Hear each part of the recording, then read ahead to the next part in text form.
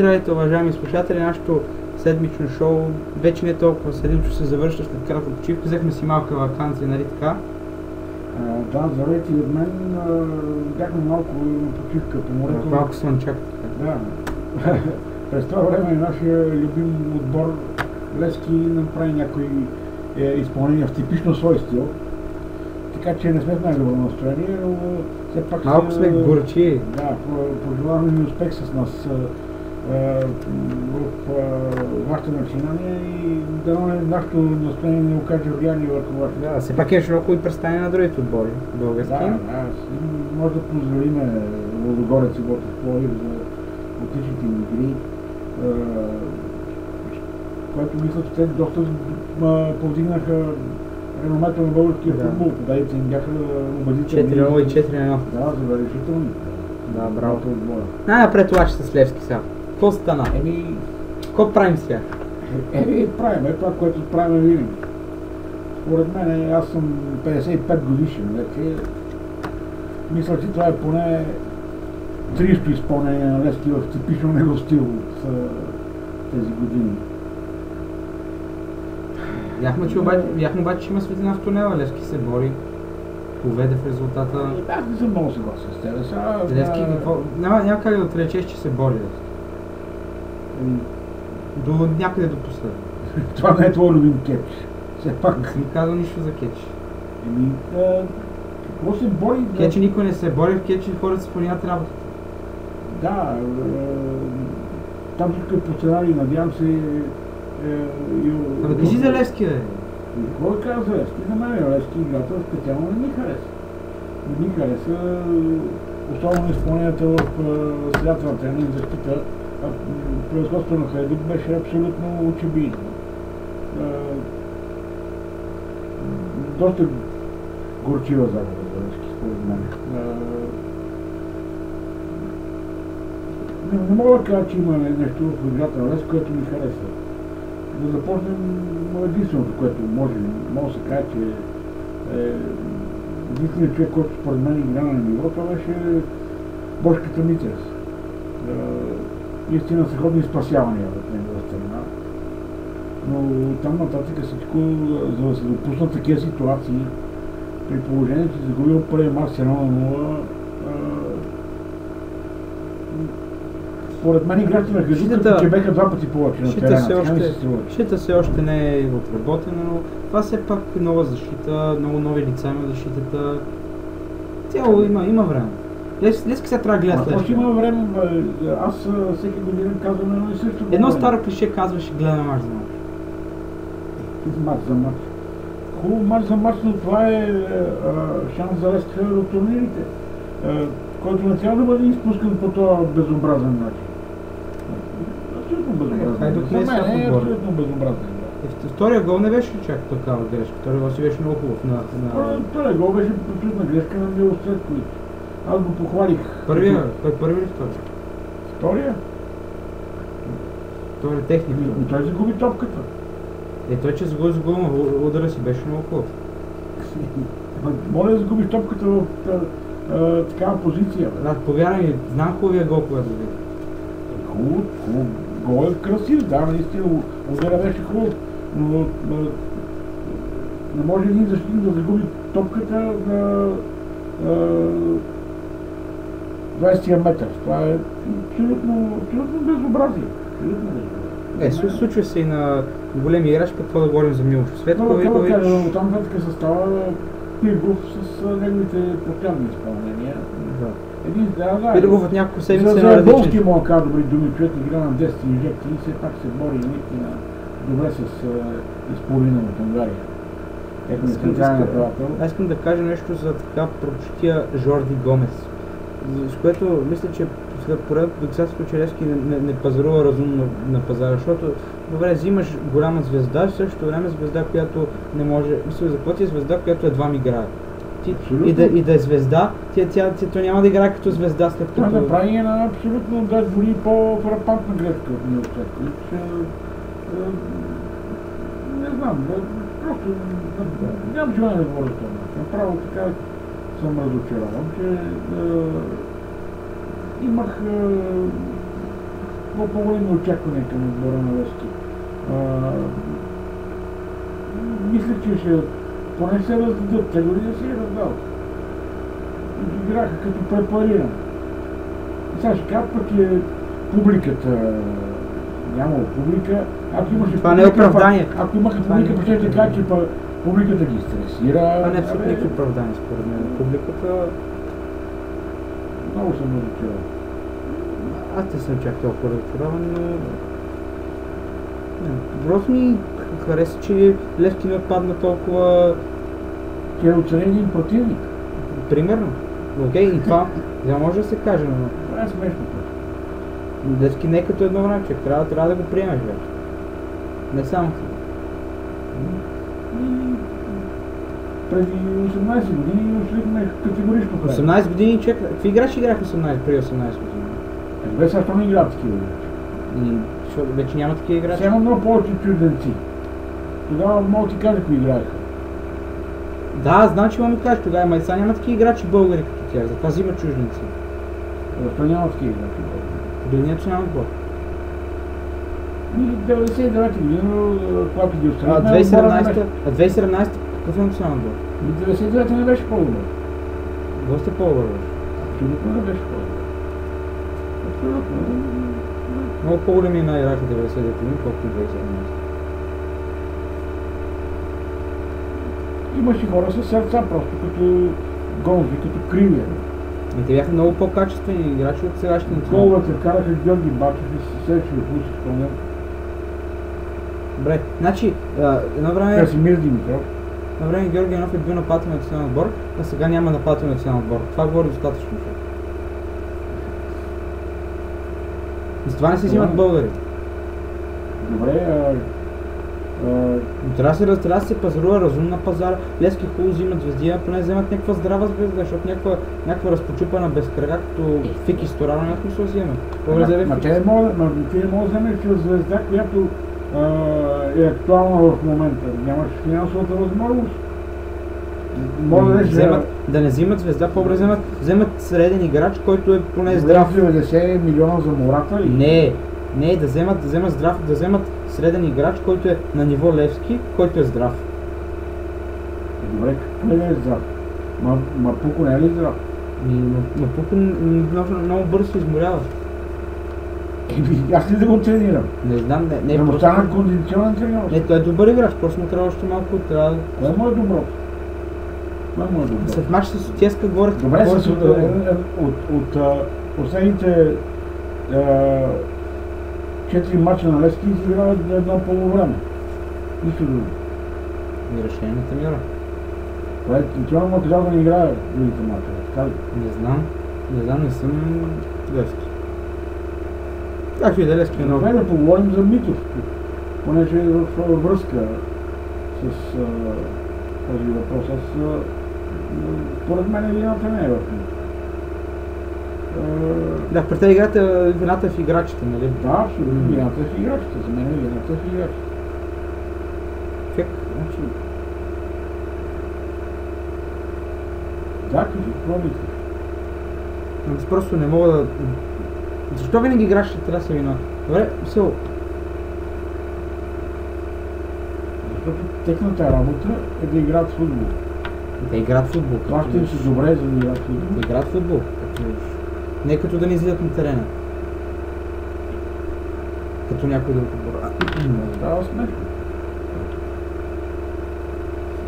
Остави да не излизат на терена. Не, те играят футбол, както виж.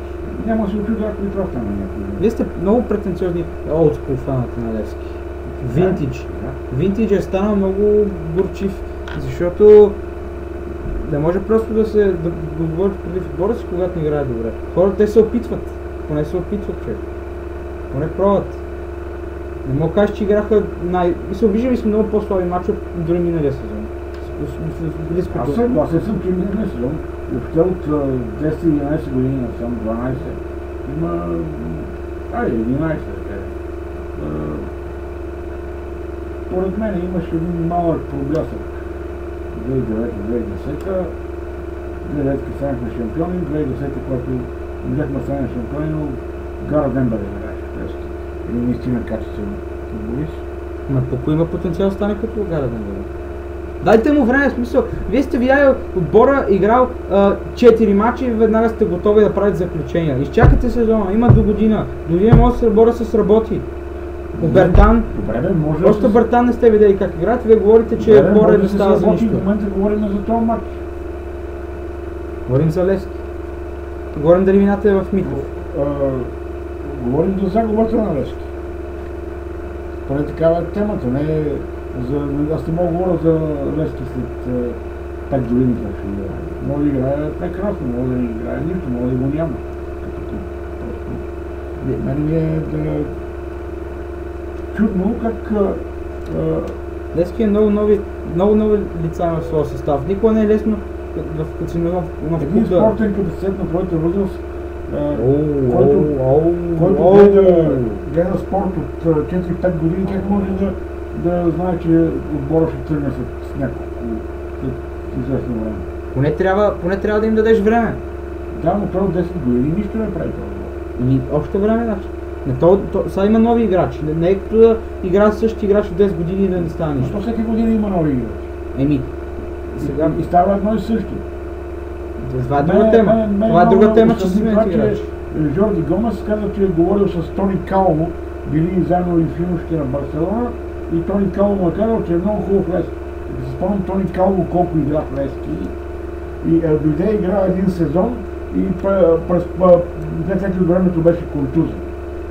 Това, че Тони Калво... препоръчал това и на Жорди Гомес. Това, че на Тони Калво колената му усещат кога ще вали, не означава, че Жорди Гомес ще играе слабо. Колената му усещат кога ще вали. Тони Калво и Жорди Гомес са на една възраст. Тони Калво беше по-млад като беше. След като заедно са били в юношите, явно са на една възраст. Но и както и да е, мисля, че моето, кажи ти за Митов какво мислиш. Моето мнение е, че той е най-малко виновен. Не смятам, че има някой, който е толкова виновен. Никой не е виновен, така ли? Просто, виновен е клуба по принцип, клуба е виновен като цяло за това, че не дава на един състав време да се обиграе и се сменя всяка година. Дори бих казал, че много път сме виждали редовно един състав да се сменя още през един полусезон. Което не е нормално. Това е защото в клуба нямат търпение. Те нямат търпението да изчакат да гледат състава да се обиграе и след като състава запише загуби още през първия полусезон, те гледат да махат, да разчистват. Не става само с привличане нови играчи и с замествани такива неща. Трябва да се обиграе. Добре, ти знаеш какво става с феновете на Левски? Ако отбора е в такова състояние, каквото е миналата година, Левски инкасира тук 7-8 загуби от ЦСКА. Ти знаеш какво ще стане? Ще се разплачат феновете на Левски, като бебенца в яслото. Това е революция. Станат като бебенца в яслото. Така ще бъде нещо такова, предполагам. Защо? Как тя да пита това? Ставаш и продължаваш напред, посъл. И другия мач пак падаш.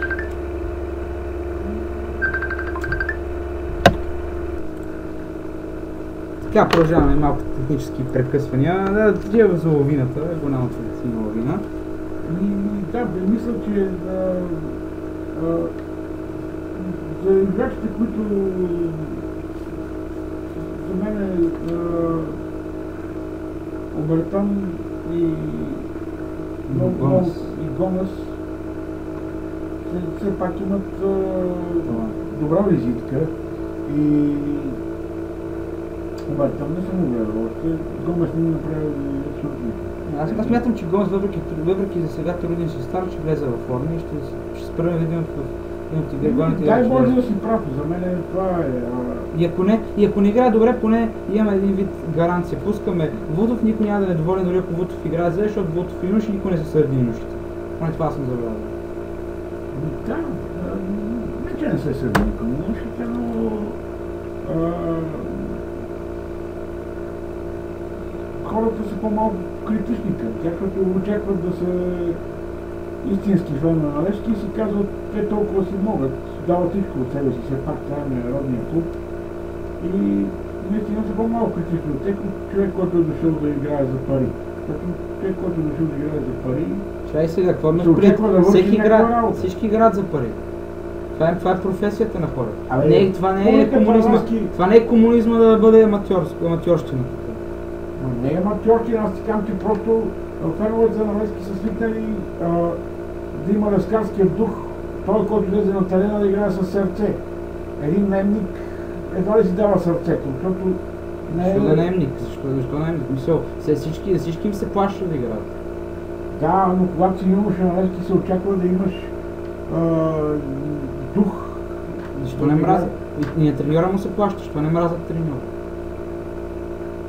Еми, И на физиотерапевтите им се плаща. аз чух много отрицателни изказвания за треньора. И на физиотерапевтите им се плаща, на лекарите им се плаща, на треньорите, на другите треньори им се плаща, на помощник треньорите им се плаща. Митов не е нищо повече от другите, които водиха Левски. По нищо не се различава играта от 10 на 15 треньора насам. Играта не се променя по никакъв начин. По никакъв начин. При Любко Петрович, като че беше единствено направил някакси по-здрава защита. По-трудно допускахме голове. Сега всеки атак към нашата врата просто аз се стръпвам. Положението в защитата е трагично. Тогава на Левски им пуцна мотивацията, трябва треньора да бъде не само селекционер, а да бъде и мотиватор. Нещо, което го няма в титлен треньор от Кокова. Мисля, че от Кокова насам няма такъв треньор. В визитката на Митов се казва, че качеството му, най-голямото качество е, че е много добър мотиватор. Ако представям си, ако беше някой треньор, който е по-слаб мотиватор, то ще се стара. Шегум се, разбира се. Като цяло малко мъка, но трябва на Левски трябва да стоят позитивни, иначе по никакъв начин не помагат на феновете си. Това е.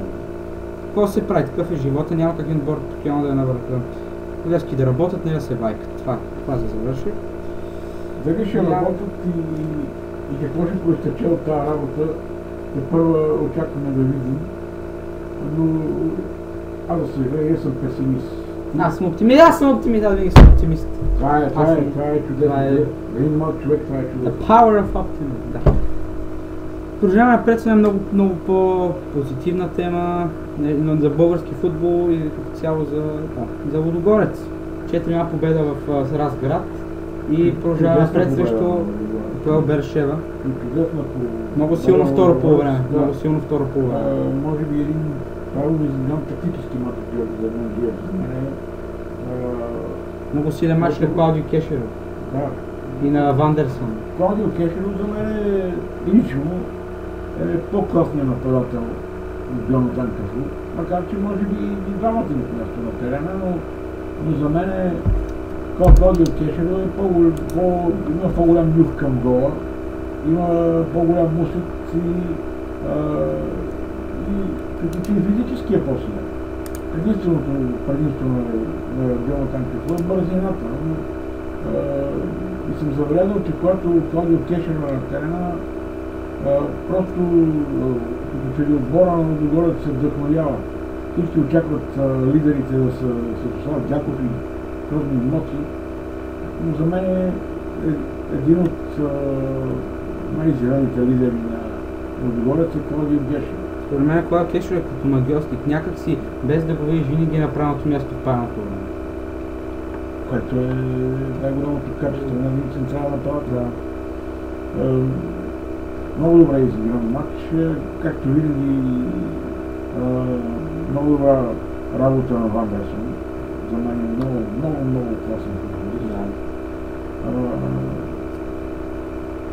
И мога да кажа, че Лудогорец имат място в групите. Човек като се замисли и Вандерсон... Особено след като гледа вчерашния матч с ЦСКА, когато играха втория си състав. Да, изпечелиха матча. По един доста... Не доста категоричен начин, но просто след това успяха наистина да затворят ЦСКА от всякъде. ЦСКА, който според мен е единственият отбор. Който се готвеше за 32 титул. Може да им се оправи много добре. Колкото и да ми е неприятно да го кажа. ЦСКА е единственият отбор, който може да се оправи. Защото е такова мнението, след малко ще си много изненадан от моите от моите прогнози за класиране. Добре. Изненадайте, стига да не е неприятна, е хубаво нещо. Искам да кажа, че матча на Лудогорец беше просто доста радващ, както и матча на Ботев Пловдив. Ботев Пловдив направи много добър матч срещу Направо израелския тим. велика вечер в Бургас. Да. И мисля, че феновете на Ботев, които знаем, че са едни от най-верните в България. Най-пашнат, както се казва. И неизменно подкрепят отбора си всяка една минута. Заслужаваха такъв триумф. След толкова години Ботев да триумфира в Европа е голяма награда за тях. И то отбор, който не се знае кой е собственика му, който не са хвърлени много пари за селекция. Пак е по-добре, отколкото при Ботев. И могат да се получат моите любими ръководители на Левски и им кажат, че двама от най-добрите играчи на терена бяха Виктор Генев и Лучо Балтанов. Те си извадят заключение. Левски, ако са умни, ако имел душата, биха имат пари, биха изкупили половината от Ботев. Но Левски Те ги изгониха половината. Не, биха ги изкупили. Те ги изгониха половината от Ботев. Да. Но Левски присно правят нелогични неща, така че това едва ли ще се случи. Левски едва ли скоро ще пазаруват Ботев. Но това по-добре за Ботев. Да, сега. Това правим. Ботев е отбор, който заслужава да бъде от челните в България, защото винаги е бил велик клуб. Феновете са много заслужават, защото за разлика от Левски, тях им се е налагало да изстрадат времена, в които Ботев се е борил за оцеляване. За разлика от Левски, Левски никой не се е борил за оцеляване. Ти си много млад, спомня си както... Левски се е борил за оцеляване? Не, Левски не се е борил за оцеляване. Много си млад и мога да ти кажа 90-те години. И не мога да се сетим началото на този век ли беше, когато по един страхотен начин изгониха собственика на Христодол селския. Да, Ботев. Да, го изгониха. Аз спомням, като изгониха Митов в недалечното минало. Може би и сега им се връща това с успех. Да. А какво ли щеше да, ако бяха оставили Митов? Едва ли някой ще разберем. Не мога да разберем. Може да още по-силни. А можеш и през да е още по-добър треньор, а може да е още по-слаб. Като цветета за слаб треньор, Левски не сещам за онзи испанеца. Мурсия, да, Хосе Мурсия. А той е просто една банка в веригата, има страхотни изпълнения. Мисля, че доста бързо го изгониха. Не знам, аз тогава не си спомням много добре, но... Има, в Левски някакси не стават нещата, те изгониха и Юканович, който постигна големи успехи. Да, и после вкара Макаби в Шампионска лига и изкачи Уотфорд във висшата лига. И в Чемпионшип, и в израелската дивизия. Да, вкара Макаби в групите. Но в Левски не го. Това не е първи, нито е последния. Да. Не, надяваме се да бъде последния. Едва ли ще е последния. Какво? Да, след малко ще правим прогнози за матча на Лудогорец, както и за другите матчове. Така и дойде време за играта, която трябваше да направим при доста време, може при 2 седмици, но да, почивка, слънчака, така и да. Сега ще правим прогноза за крайното класиране в първа професионална лига. Добре. Това трябваше нашата предсезонна игра. Айде да казваме един път. Почваме от 14-ти отбор, ако искаш. Добре, ай харесвах. Ти си първи, да. Добре.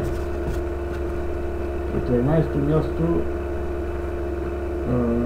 така. Може ли да отборите само? Да.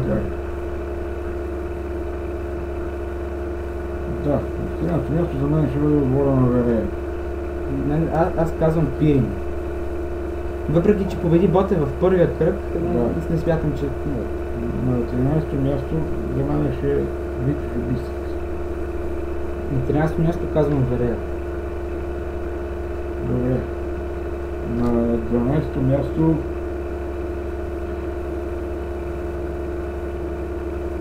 Ето. Смятам, че моят избор ще изненада някои хора, но мен лично това точно не би ме изненадало. Локо Пловдив.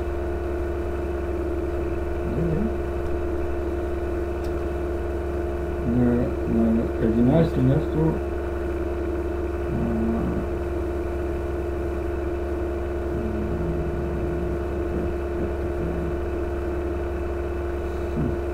вече става много по-трудно. Въпреки... Не си доволен много от новаците в български елит? Това са отбори, които играят по един сезон. Така ми е сласт. Моето не е, въпреки че така мислехме и за Лудогорец. Уви, да, връща ни се тъпкано. Да. Аз на 11 казвам друг. Значи, като Локо Пловдив, следващите два отбора ще са отбори, които се очаква много повече от тях, но в крайна сметка се провалят много. Берое. На 11? Да. Аз очаквам много повече от Берое. Много повече, но Берое така и не оправдава моето очакване, затова очакванията ми спадат. Берое 11. На 10-то място за мен ще е Славия. Добрата стара Славия. Старата госпожа. Старата госпожа. Тук изборите ни съвпадат и аз казвам номер 10 Славия. Там има място. Там има място. Място му е още по-надолу, но мятам, че пак ще да се напърся. На 9-то място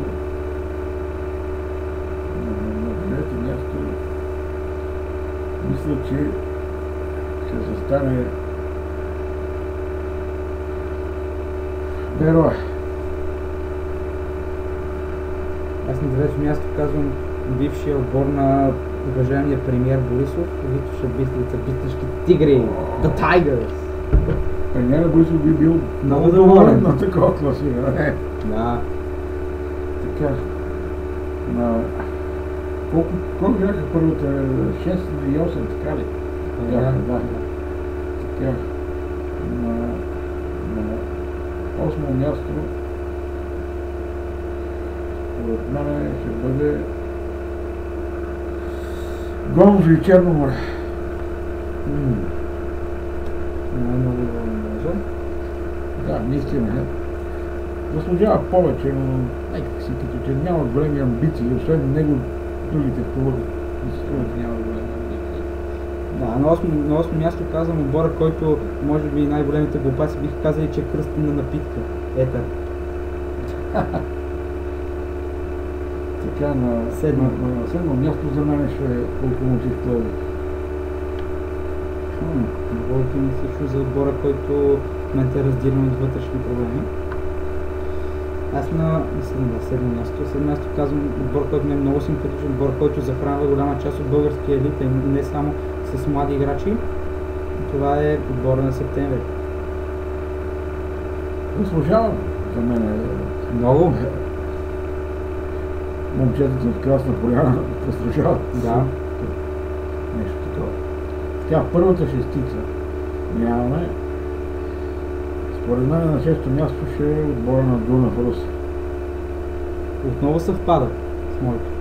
И аз казвам Дунав Русе. Много симпатичен отбор. Да.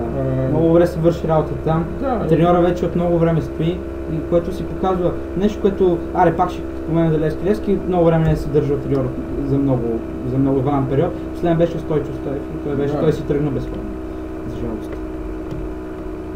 Да, ние беше изгонен безплатно. Очакваме да задържи треньор с годините на Алекс Фъргюсън.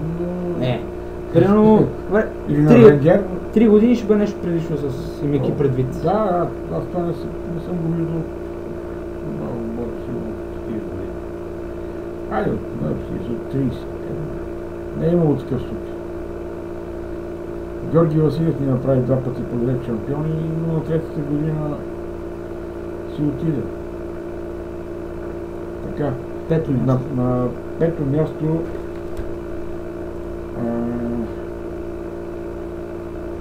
за мен е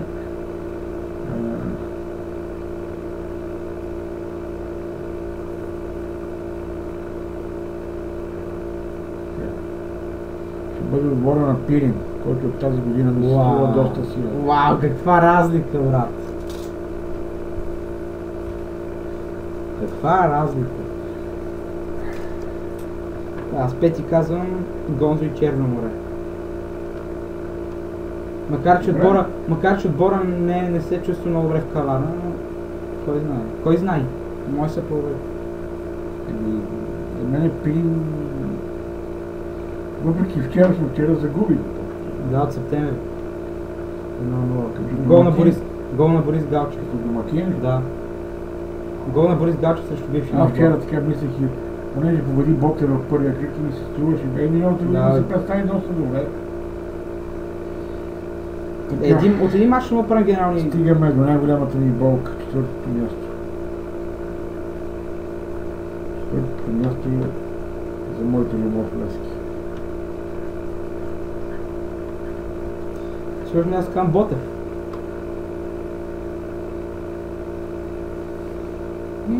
Имаш право. И още так.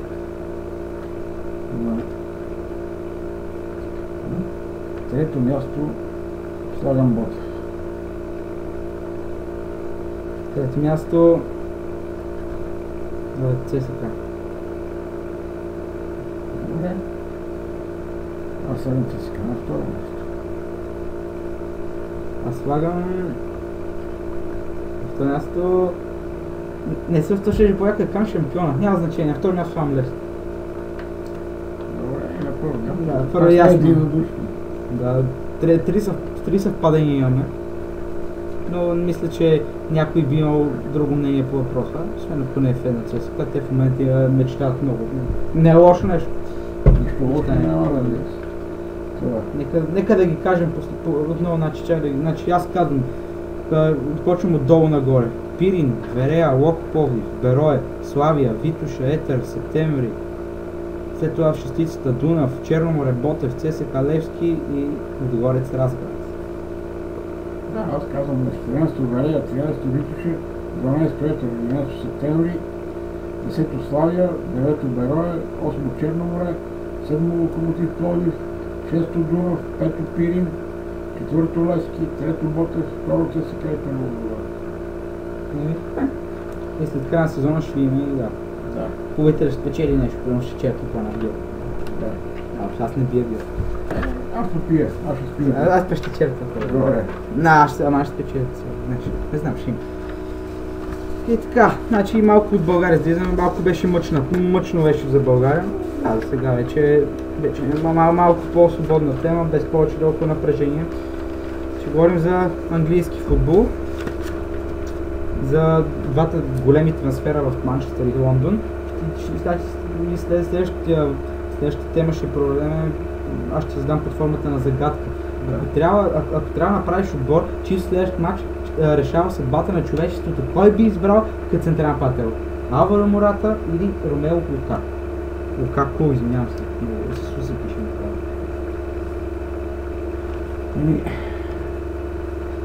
Не бих искал да ми се пада да правя такъв избор. За решаване съдбата на човек. Нощ с две острията. Да. Къде си викам, само загубим от това. И то да моето желание беше в любимия ни Челси да дойде Обамейнг. Да. Обамейнг. Ако не става с Обамейнг, да дойде Лукако. Аз предпочитах Белоти да бъде на столика. Лукако най-малко. За мен Лукако е много мощен нападател, бърз, експлозивен, с силен удар, с умение за пласиране, игра с глава. Просто и на този въпрос, ако трябваше да решавам съдбата на човека, бих избрал Лукако. Значи, за мен Мората е... Мисля, че е по-млад от Лукако. По-млад, мисля, че е по-млад. И аз така мисля. Има повече техника от Лукако е по-тежки нападател, Мората е по-техничен. Мората има нюх към гол, нещо, което много окей може и Лукако да има. Обаче има една статистика, която показва, че Мората играл малко в кариерата си и ако играе повече, може много да допринесе за своя отбор. Именно статистиката показва, че още в своята кариера Мората има гол на всеки 70 минути. На всеки Да, това е, статистиката е хубаво нещо. Да, дава поглед върху нещата, но за мен един отбор с претенциите на Челси не би трябвало да се позволява да взима и то за титулярната роля на нападател, човека, от който се очаква най-много от отбора, като заместник на Диего Коста, който, каквото и да кажем за него, два пъти станахме шампиони с неговите голове. Да.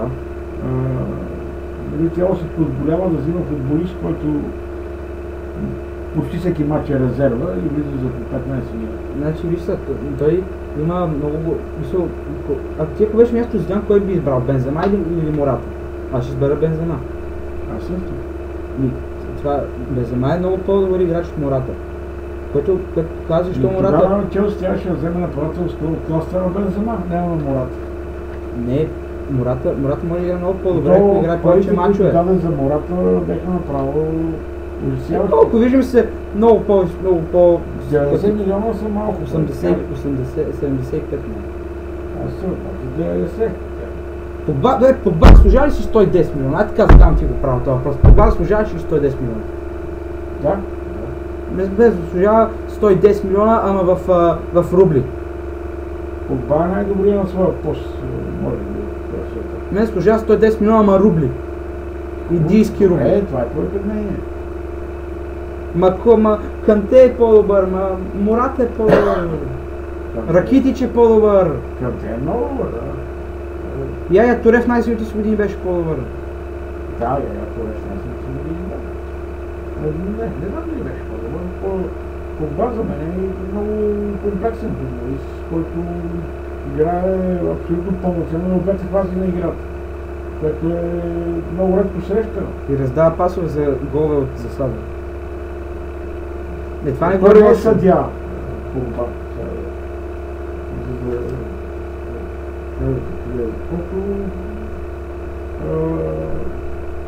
За мен е най-добрия това по света. Аз съм човек, който много държи на статистиката.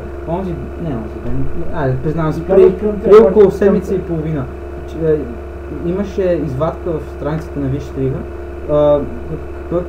Каква ще е позицията на отборите, ако не играеше топ реализатора им? Евертън ще да е на по-висока позиция от седми.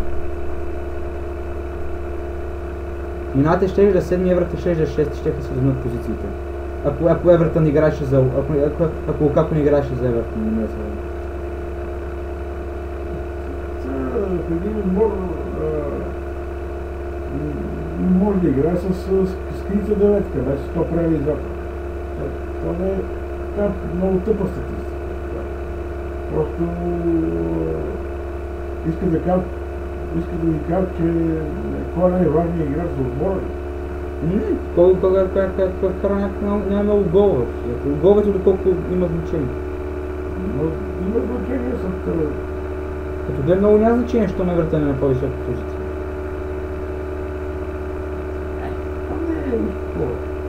Аз просто гледам един играч да ви как се отмени, как би паснал на отбора. За мен не знам, може би аз имам голямо доверие в Канте и мисля, че като избрам Мората има нещо предвид, това е много добър тактик, много добре прави добри трансфери. След миналата година трансферите на Канте, на Маркос Алонсо и включването си играва Виктор Мозес, наистина си игра играчи, които могат да паснаха на неговия стил. Затова мисля, че имам нещо предвид с Мората и затова... Мората според мен не би паснал на стил на Челси. Кажи, защо мислиш така? Защото ще играе повече на първо. Би паснал или не би паснал? Ще пасна. Трябва да си прав, да. Аз това казвам, че към те има нещо предвид. Контра. Не, спокойно, много хора си. Много ли бързо, да. Ти избираш Лукако, да? Да. Аз избирам Мората. След като имаш гол, след като имаш гол на всеки 70 бити, това е достатъчно. Ако играеш повече, според мен имаш голям потенциал. Да, мисля, че той направи много и мачове в два от най-силните европейски отбори. Явно има качество наистина. Направи добри мачове в Ювентус. Реална игра, много и трудно. И там се представяш и горе, много добре. Така че... Дано не правиш отбор, защото няма да сме живи дълго. Да. Добре, това е там преминаваме. Сега много набързо. Американски съд вчера, онзи ден, пусна от затвора така вече дългогодишният затворник, бивш рънбек на Сан Франциско, да, О. Джей Симпсън. Дали много набързо, аз тъпо малко. Бях позабравил за него, като беше в затвора. Помня си едно време беше много нашумял случай, когато го набедиха за убийството на жена му. Бившата му жена и любовник. Да. Но мисля, че по това дело го оправдаха. Аз не знаех, че е влезъл в затвора. Мисля, че после някакви обжалвания са го вкарали, но се оказа, че е влезъл в затвора за въоръжен грабеж. И не знаех, че един човек от неговата класа е паднал до там. Да стане престъпник. Много хора, които им се дава слава. Аз съм много против петровки освобождаване на затворници. И за мен е човек, който извършил умишлено престъпление, подчертавам умишлено, не би трябвало да бъде пускан по-рано. И надявам се да не е имало натиск върху съда. И след като не знам, даже съдът е бил твърде дружелюбен с О. Джей Симпсън. Явно хората не ги е страх много за жените и децата им. Да, не съм много съгласен с това, което на Джей Симпсън за това. И това, че някой е известна и публична личност, не би трябвало да му дава предимство. Американската конституция завършва с думите справедливо за всички, така че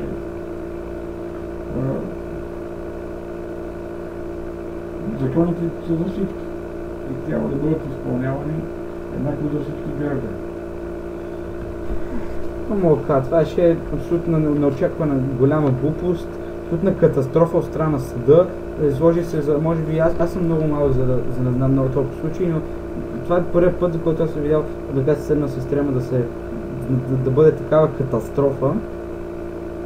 Не знам защо хората са толкова дружелюбни към един убиец, един човек, който отвлича, един човек, който убива. Просто не е оправдано това. И за мен аз никога не съм бил, както ти каза, каквото и да поведението на човек, защото той може да се прави и после като излезе, бум, всичко свършва и той отново ще бъде същия. Така е. Относно О. Джей Симпсън не знам дали имал някакви проблеми с наркотици, може би. Или с всичко е възможно, не се знае, Том извършил уголно престъпление, федерално престъпление, като въоръжен грабеж. Не би трябвало да бъде снисходителен към него, въпреки популярността му. Искам само да уточним, че за първото му дело, където е убил бившата си жена Никол Браун Симпсън и любовника и Род Голдман, той е бил оправдан. Да, оправдан, точно така. Помням си от това, да.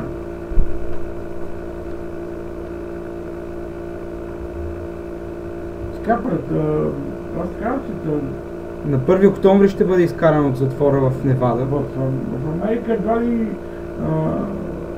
там, за разлика от България, където съда се осланя на съвестта на един корумпиран съдия и двама спящи пенсионера до него, в Америка съда се основава на съвестта на 12 обикновени граждани на държавата. И те са го признали. Същите тези хора, които избраха Тръмп за президент. Нещо не е наред, нещо не е наред в тази държава, човек. Така са мислили, така са гласували. Да, и после бяха в шоу, протестираха. Така е, но аз за не говоря за това престъпление, за това дело, за убийство на съпругата му и любовника, но мен ме яд за това, че той е бил хванат на престъплението за въоръжение грабеж. Да. На някакъв притежател на антикварни спортни стоки. Бог да знам, се искали да задигнат някаква... Ако беше отишъл в бившия отбор, ще хванат безплатно. Да. Той и в Бъфало играл, и в Сан Франциско. Аз съм сигурен, че и да беше отишъл в университета на Южна Калифорния, където той е играл преди професионалната му кариера, щяха пак да го посрещат на колене. Толкова много шокираща новина, знам. Пазете жените и децата си, моля. Това ще ви препоръчаме.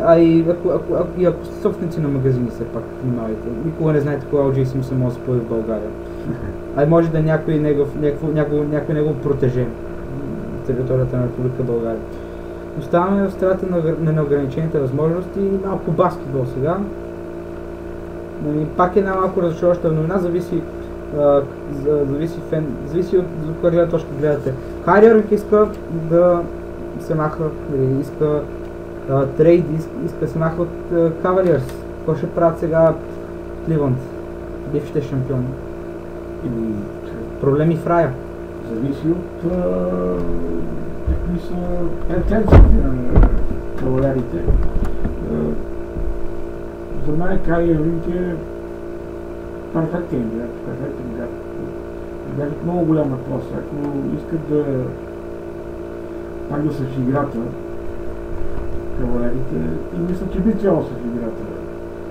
Поне заради другите двама от голямата тройка. Спокойно, в близкото бъдеще ще са още доста години в играта. Или поне ще бъдат доминанти на изток. Да.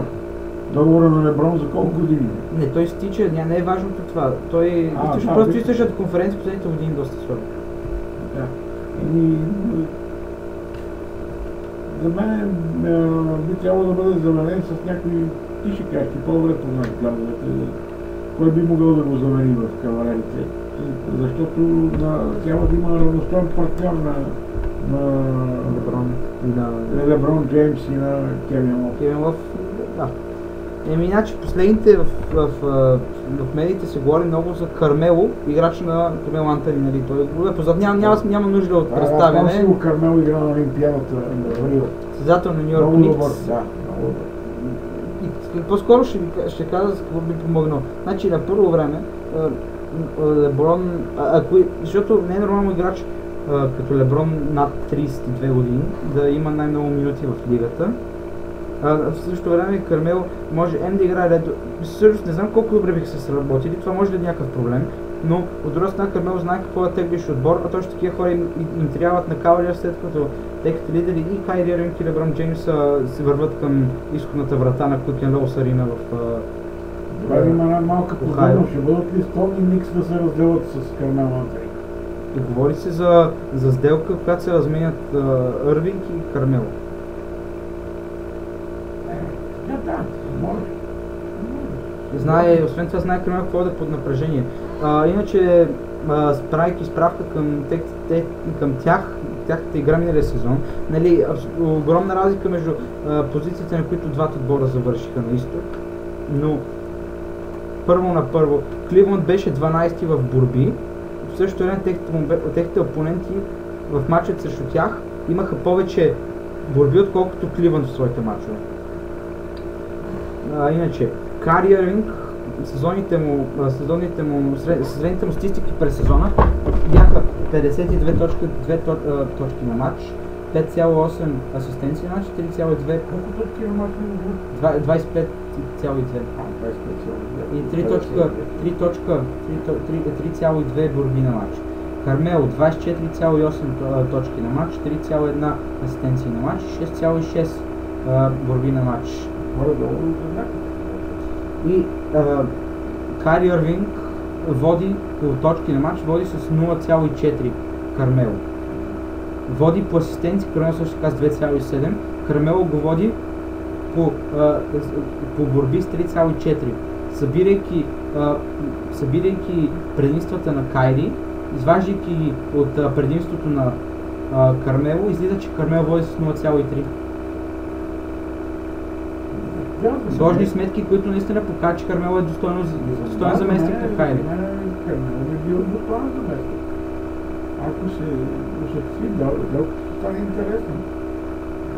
Сигурно предполагам, че и Кайли ще се включи от X. След като Дерик Роуз вече е много спаднал в формата след. Много харесват Булс, аз имам даже поклик на Дерик Роуз от Булс, но не знам, вече не е същия играч. В същото време Кайри може би ще прави много добра връзка с Порзингис в подкошето. В същото време Порзингис е играч, който е много добър с топката, така че двамата може да се оформи такава връзка. Цяли двата отбора мисля, че ще спечелят от една такава размяна. Нищо, че Кармело е лидера, но смятам, че тази би дора в добър момент тази раздяла, дори и за Ню Йорк Никс. Да, по този начин двата отбора и Кавалерите и Никс ще дадат малко свежа с играта си с нови играчи на ключови позиции. Иначе забравих да върша темата за слабостите на Кливънд в борбите. Освен, че Кармело води Кайри по борби с 3,4, Кармело има с 238 борби повече от Кайри. Доста важно показател. Борбите са едно от най-важните неща. И това всичко, имайки предвид, че Кармело игра 18 мача по-малко от Кайри, след като Никс не играха в плейофите. И поне този момент изглежда най-вероятно тази размяна и най-логична. Може би добре правилно за двата отбора. Това общо взето малко спаднаха темповете на офсизъна в NBA след гръмкото начало, трансферите на Крис Пол и на Пол Джордж, съответно в Хюстън и Оклахома. Лонзо Бол. Лонзо Бол от драфта. И прехвърляме се на кетч. Да? Любимата тема. Най-големите летни събития в кетча и след най-голямото, което е SummerSlam след 2 седмици в Barclays Center в Бруклин, Ню Йорк. Следва турнира Battleground тази нощ в Филаделфия, Уелс Фарго арена в Филаделфия.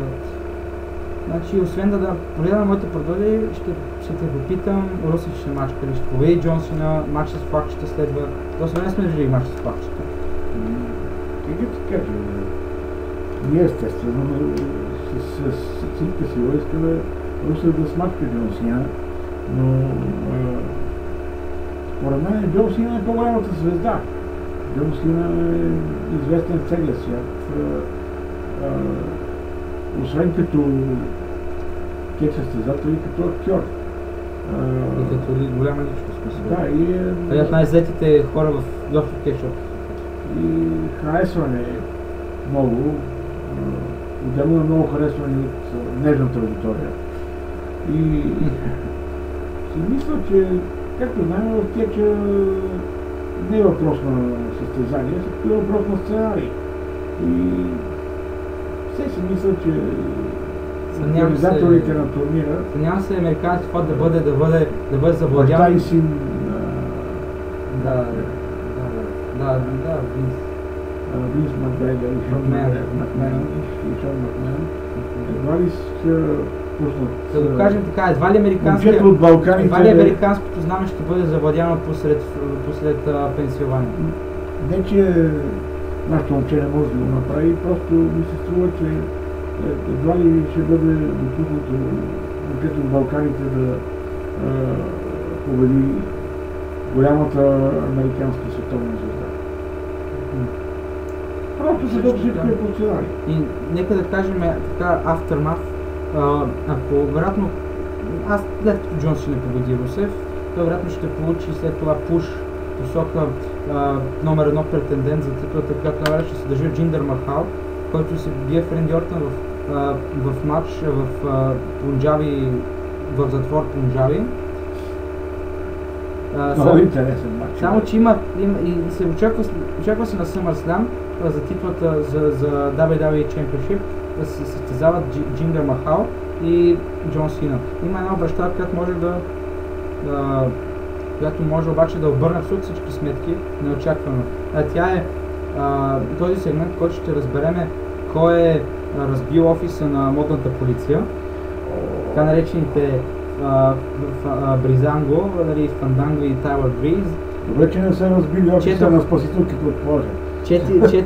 Четох няколко такива плана, които може да са тези помощници, така ска на Джиндър Махал, които им печелят мачовете, братята Син, знаете тяхните намеси във всеки един мач за титлата. И може да има вариант, в който те да са, в една сметка те да са виновниците, на свой ред Бризанго да пребият от бой братята Син, те да не могат да помогнат на Джиндър Махал. В крайна сметка Ренди Ортън да успее да го победи в пунджабския затвор. И това, в крайна сметка, тогава вече ще трябва Русев да победи Джон Сина. И това може би ще доведе Русев до позиция, в която той е номер 1 претендент. Значи надеждата умира последна, спокойно. Заедно трябва да питаш какво мисли от Винс. Не, Винс никога не мисли това, което ще помогне на феновете. Но да, кой знае, може да ме дошли. Знаеш, че Винс го интересуват само печалът. Не. И един от последните сегменти ще кажа набързо една прогноза за матча. Аз не летим, точно не знаеш. Така, матча, който е в ранния матч от кик-офа, Тай Дилинджер побеждава Ейден Инглиш. Общото няма какво толкова се говори. Ясен матча. Матча за WWE Championship, Джиндър Махал побеждава Ренди Ортън, поне така изглежда на този етап. Мислиш ли? Ренди Ортън ще предполагам. Говори се слуховете, че най-вероятно Джиндър Махал ще го държат шампион до кралското меле през януари. Мач за титлите. Боже, отперницата на мач за титлите по двойки на разбиване. Новия ден, според мен ще победи Усус, обаче чрез... Новия ден? Да. Ще победи братята Усо чрез дисквалификация, което ще остави титлите в ръцете на братята Усо. Не може титлите да се разменят чрез дисквалификация, да разменят притежанието си. Колкото е ми тъжно, моята прогноза е, че Джон Сина ще победи Русев. Наталия ще спечели поне според слуховете номер 1 претендент за титлата на Наоми на датно тръщване. Барон Корбин ще победи Шинсуке Накамура. Кевин Оуенс ще победи AJ Styles, но чрез дисквалификация. Отново AJ Styles ще запази титлата си, след като тя не може да размени притежанието си чрез дисквалификация. И Сами Зейн, тук въждат нямам някакво отношение, но Сами Зейн ще победи Майк Канелис. А може и Майк Канелис спечели след намеса на Мария. Може за това са моите прогнози. И следваме към, стигаме до по-интересната част. Не знам, тук си признам, изгубих листчето от миналия път. Не знам с многото резултати, не знам какви са. Така че оставаме с резултат от преди това, 3-2 за тебе. И поредната порция резултати. Левски Локо Пловдив. Той трябва да е Локо Пловдив Левски. Мисля, че те са домакини. I've got no idea. Бе, може и те са домакини, не знам. Сигурно. Да, добре, забавя. Добре. Ще го пиша така, както с домакин Левски. Добре.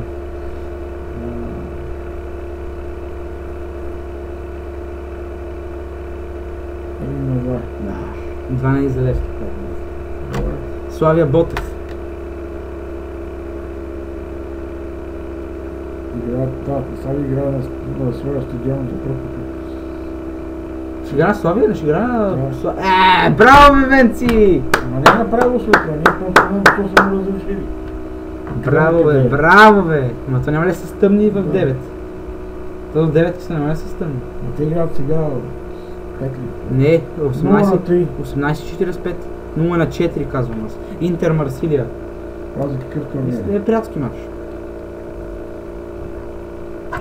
1-1. И аз казвам 1. Лок Горна Поморие, втора професионална лига. Между другото утре ме 1 час, жени, да? 0-2. 2-0. Дунав Берое. Това е понеделнишкия матч. ППЛ. 1-0. 3-1. Поел Бершева Лудогорец. 1-1. 0-2. Челси Байерн. 1-0. 2-1. Байер Интер. 1-1. 3-0. Ман Сити Реал. 0-2. 1-2. Барса Манчестър Юнайтед.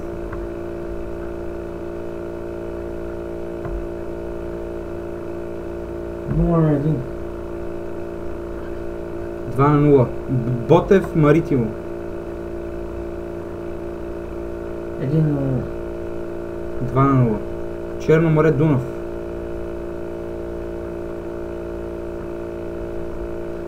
1-1. 2-0. На матч от Шампионската лига сега Карабах, Шериф Тираспол. 0-2. 2-0. Мисля, че това трябва да е Славия Прага срещу Бате Борисов.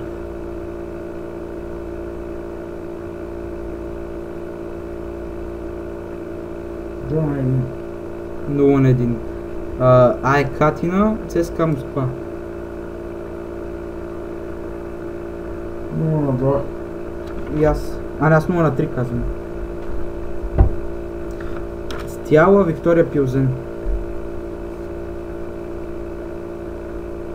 1-1. 1-2. Вардар Копенхаген. 0-1. 0-2. Партизан Олимпиакос. Балканско дерби. 0-2. 1-1. Сега, това бяха вторнишките мачове. Матч сряда от International Champions Cup, Тотнъм Рома.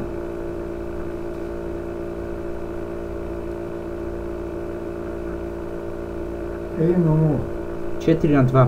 Сега след мачовете от сряда в Шампионска лига. Астана Легия. А Тотнъм и Рома от Шампионската лига? Не, те са от International Champions Cup. Да. Астана Легия Варшава.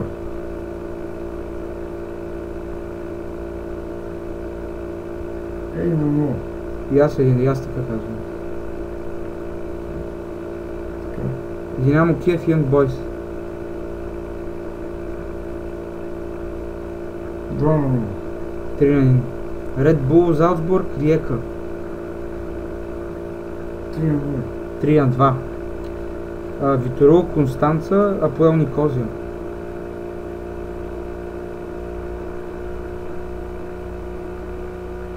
Виторул шампион ли сте? Мисля, че да. 2-0. Сега. Малко изчакаме само да прочета отбора. Марибор срещу Хафнар Фьордур. Къде е това отбор? В Исландия. 2-0. 5-0. Селтик Розенборг. 0-1. 2-1. Ница Аякс. Интересно.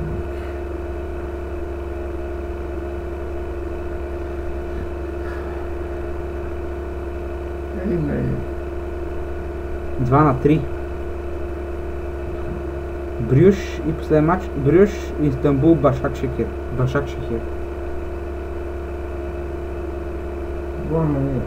1-2.